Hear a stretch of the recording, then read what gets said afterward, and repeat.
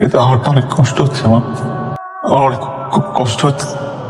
আমি তোমাকে ঠকাই নিলাম বলি। সেদিন আমি তোমার কাছে ছুটে আসছিলাম প্রাণ ফেরে। যত তাড়াতাড়ি তোমার কাছে যাওয়া যায় তত তাড়াতাড়ি যাচ্ছিলাম। আর এই ছুটতে গিয়েই হঠাৎ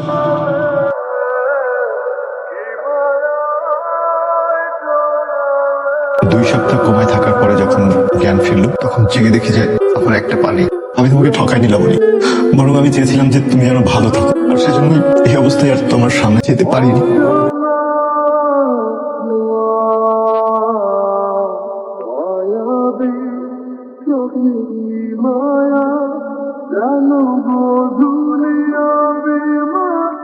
আমি এখন কি করবো? তোমার প্রশ্নের মাঝে উত্তর লুকিয়ে আছে।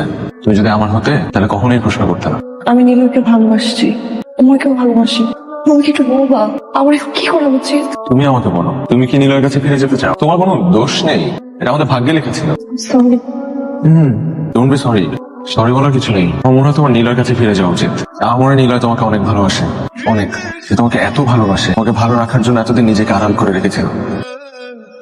তুমি নীলয়ের কাছেই যাও। তুমি কি কথাগুলো মন থেকে বলছো? হ্যাঁ, মন থেকেই বলছি। কারণ কি জানো? কারণ আমিও তোমাকে সত্যিই ভালোবাসি, কিন্তু তোমার তার কাছেই ফেরত যাওয়া উচিত যে তোমাকে বেশি ভালোবাসে। তুমি যাও, তুমি নীলয়ের কাছে ভালো থাকবে, ও তোমাকে অনেক ভালো রাখবে।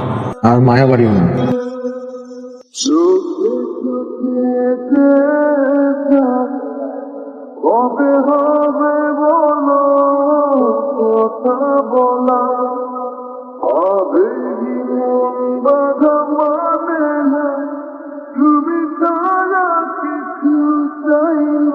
বাবা, তুই কি সবকিছু ভেবে চিন্তে ডিসিশন নিচ্ছিস? লাবণী নীলয়ের কাছেই ফিরে যাক। ওদের তো সবকিছু ঠিকই ছিল মা। দুর্ভাগ্যবশত মাঝখান দিয়ে আমি ঢুকে গিয়েছিলাম। তোকে নিয়ে আমার খুব গর্ব হচ্ছে বাবা। তুই যে এত বড় মনের মানুষ আমার জানা ছিল না। কিন্তু আমার তো অনেক কষ্ট হচ্ছে, আমার অনেক খুব কষ্ট হচ্ছে।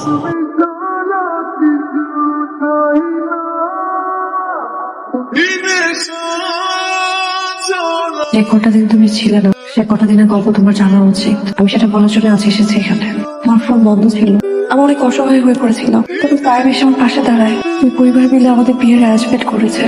সত্যি বলতে আমি সাইমকে ভালোবেসে ফেলেছো, হ্যাঁ, এটা তো খুবই স্বাভাবিক।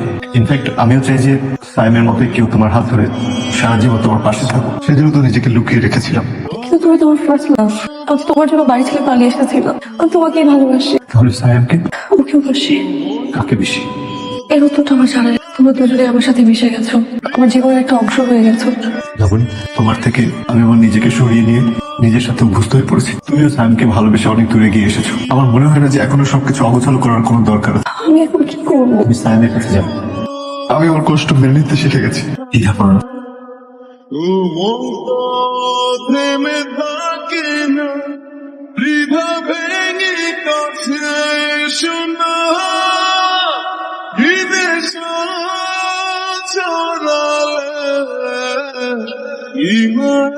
ছোটবেলা থেকে শুনে এসেছি আমি খুবই লাকি একদম। আমি নিজেও তাই মনে করতাম। এখন মনে হচ্ছে আমার মতো আনলাকি আমি পৃথিবীতে আর কেউ নেই। জীবনের এমন এক বিন্দুতে এসে আমরা তিনজন মিলেছি যেখানে দাঁড়িয়ে কেউ কাউকে কাছেও টানতে পারছি না, দূরেও ঠেলতে পারছি না। অনেক স্বপ্ন নিয়ে এই শহরে আমি এসেছিলাম, কিন্তু অপ্রিয় শহরে প্রিয় দুজন মানুষ রেখে গেলাম। তোমরা দুজনেই মহান হবার প্রতিযোগিতায় নেমেছো। ভালো মানুষ হলেই কেবল এভাবে স্যাক্রিফাইস করা সম্ভব। কিন্তু এটাও তো সত্য, মহান হতে গিয়ে তোমরা দুজনেই আমাকে ছেড়ে দিয়েছো। ভালোবাসা কেউ ধরে রাখোনি, আর তাই আমি নিজেই তোমাদের ছেড়ে চলে যাচ্ছি। ভালো থেকো তোমরা। আমার খেয়াল তো অনেক রেখেছো, এবার নিজের খেয়াল রেখো।